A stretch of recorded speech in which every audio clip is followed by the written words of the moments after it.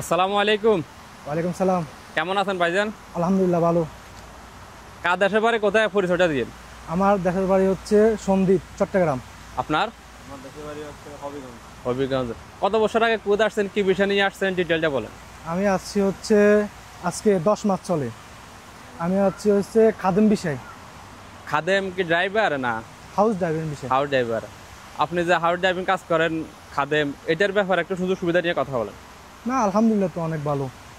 তবে ডিউটি মানে ডিউটি কিরকম, কত ঘন্টা পরে, কি কি সুযোগ সুবিধা বাসা পাওয়া যায়, এই সমস্ত বিষয়গুলো একটু কথা বলেন। সেটা তো বলতে হলে অনেক কথা হবে। আপনি ড্রাইভিং বিষয় করতে হলে বিভিন্ন ধরনের ডিউটি পড়ে, এক এক টাইম এক এক সময়। এটা তো আপনার লাজিম লাগে। কিরকম? ধরেন আপনার যে কোনো টাইমে ড্রাইভিং বিষয় তো আপনি যে কোনো টাইমে যেতে হবে।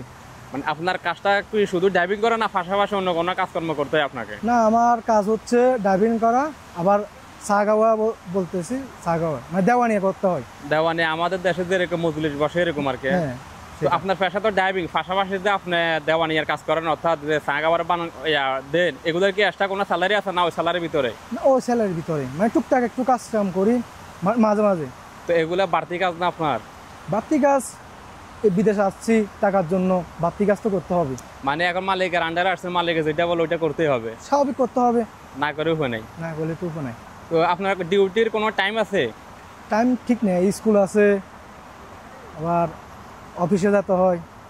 মানে বাসা যারা ডিউটি করে তাদের কোনো ডিউটির কোনো টাইম নেই? টাইমে আছে মানে ধরুন ঠিকানা নাই যেরকম। যে কোনো সময় ডাক করতে পারে, যে কোনো সময় ডিউটি করতে পারে। তো কত পরে স্যালারি আপনাদের? আমার 120 টাকা করে। 120 টাকা? কি এটাকে প্রথম অবস্থায় না আস্তে আস্তে বেতন বাড়ছে আপনার? এক একজনের 100 টাকা পড়তে পারে, 120 টাকা পড়তে পারে, আবার 150 টাকা পড়তে পারে। এটা কোম্পানি বাসা অনুযায়ী কথা। এগুলা যারা নতুন আসে তাদের সর্বনিম্ন কত হয় আর সর্বোচ্চ কত হয়?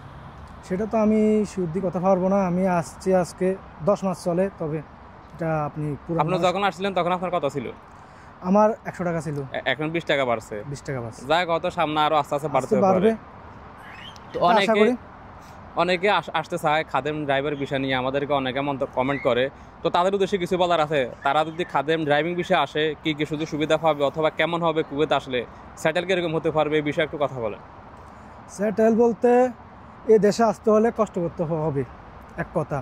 দ্বিতীয় কথা হচ্ছে আপনার বাড়ির টেনশন এগুলো ছেড়ে দিতে হবে। আমার কথা হচ্ছে লাস্ট কথা হচ্ছে এটা। আরেকটা কথা, ও মানে যারা আসতে চায় তারা তো অনেকে চিন্তা করে আমি শুধু ড্রাইভিংই করবো। এদের আপনি বলতেছেন পাশাপাশি আপনি আবার কাজও করেন। তো ওদেরকে কিন্তু মালিকের যে কাজ, দুই কাজ কিন্তু করতে হবে, বাধ্যতামূলক করতে হবে। আপনি এখানে কেন আসছেন? টাকা কামানোর জন্য তো আসছেন। যে শুধু এটা চিন্তা করেন যে না আমি ড্রাইভিং করবো, অন্য কোনো কাজ করবো না, তাহলে এইসব চিন্তা থাকলে বাসার কাজে না আসাই ভালো। ঠিক। তো বাইয়ের পরিচয়টা দেন।